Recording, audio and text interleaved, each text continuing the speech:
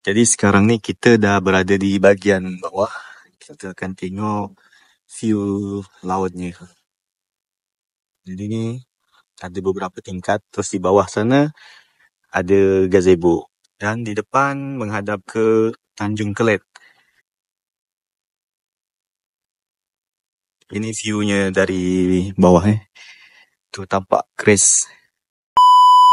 Assalamualaikum kat semua. Apa khabar kat hari ni? Sekarang ni kami masih nak tunjukkan ke Ika suasana di Tugu Khatulistiwa yang terletak di Tanjung Teludas, Desa Mentuda, Kecamatan Lingga, Kabupaten Lingga, Provinsi Kepulauan Riau. Bangunan ni dibangun pada tahun 2024 kemarin. Sekarang suasananya dah cantik. Kami nak tunjukkan ke Ika di bahagian bawah sana. Kalau itu tu bangunan gazebo yang lamarin. Buat Ika yang dah pernah sampai ke sini, pasti dah tahulah kan macam mana suasana di Tugu Khatulistiwa sekarang. Oh ya, kerana bangunannya dah cantik, jadi kalau berkunjung ke sini harap dijaga ya.